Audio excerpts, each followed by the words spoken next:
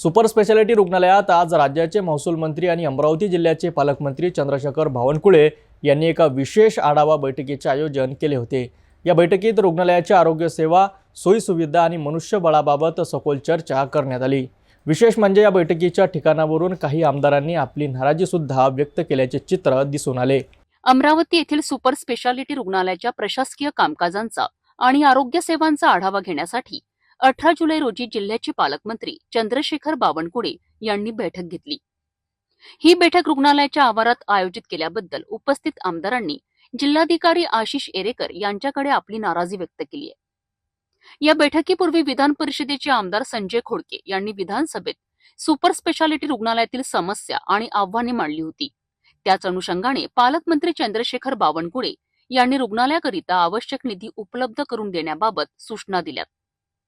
तसेच रुग्णालयातील रिक्त पदे लवकरात लवकर भरण्याची प्रक्रिया सुरू करण्याचे निर्देशही त्यांनी दिले, जेणेकरून आरोग्य सेवा अधिक बळकट होतील।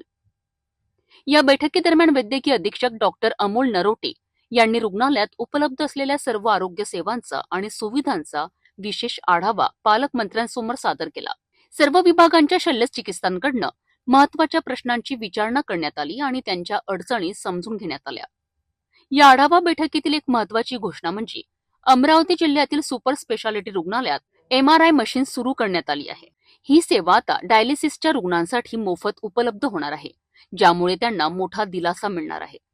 या महत्त्वपूर्ण बैठकीला विधान परिषदेचे आमदार संजय खोडके, अचलपूर मतदारसंघाचे आमदार प्रवीण तायडे, मेडघाट मतदारसंघाचे आमदार केवलराम काळे, तिवसा मतदारसंघाचे आमदार राजेश वानखडे प्रामुख्याने उपस्थित होते।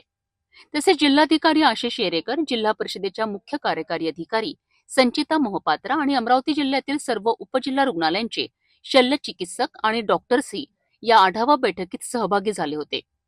या बैठकीमुळे अमरावती जिल्ह्यातील आरोग्य सेवांमध्ये सुधारणा होण्याची अपेक्षा आहे। करण्यात आली होती। सुपर स्पेशालिटीमध्ये पालकमंत्री चंद्रशेखर बावनकुळे यांनी कोणते निर्णय घेतले? निर्णय घेण्यापेक्षा त्यांनी जे या ठिकाणी जे काही वेगवेगळ्या समस्या आहेत ते जाणून घेतल्या आणि त्या संदर्भामध्ये मग माननीय आरोग्यमंत्र्यांसोबत त्यांनी शक्यता आहे की पुढच्या 31 जुलैला बैठक लावली जाईल। त्या ठिकाणी त्या समस्या सोडवण्यासाठी काय करता येईल त्याच्यामध्ये मग जसं पालकमंत्र्यांनी सांगितलं किंवा राज्यस्तरावर ज्या समस्या तिथे होतील, जिल्हास्तरावरचे जे काही असतील तर आपण मग कलेक्टर साहेब, DPDC याच्यातून माध्यमातून ते सोडवण्याचा प्रयत्न। आणि महत्त्वाचं म्हणजे त्यांचं म्हणणं होतं की उपस्थिती असावी बायोमेट्रिकबद्दल, जे की शासन निर्णयच काढलेला आहे की 1 जुलैपासून बायोमेट्रिक कंपल्सरी होईल। ज्या ठिकाणी नेटवर्कचे इश्यू असतील त्या ठिकाणी मग काही त्याच्याबद्दल काही त्या गोष्टी होतील, पण ज्या ठिकाणी नेटवर्क आहे त्या ठिकाणी बायोमेट्रिक व्यवस्थित व्हायला पाहिजे। बायोमेट्रिकमध्ये पहिले थंब लावल्या जात होतं, परंतु आता फेस उपयोग फेस बायोमेट्रिक म्हणजे ते आधार बेस आहे म्हणजे आणि जिओ फेन्सिंग म्हणजे त्या आता हे सुपर स्पेशालिटी आहे। या कॅम्पसमध्ये आल्याशिवाय ते तुमचं होणार नाही। म्हणजे तुम्ही बाहेरच्या रस्त्यावरून करायचं म्हटलं तर ते ॲक्सेप्ट होणार नाही।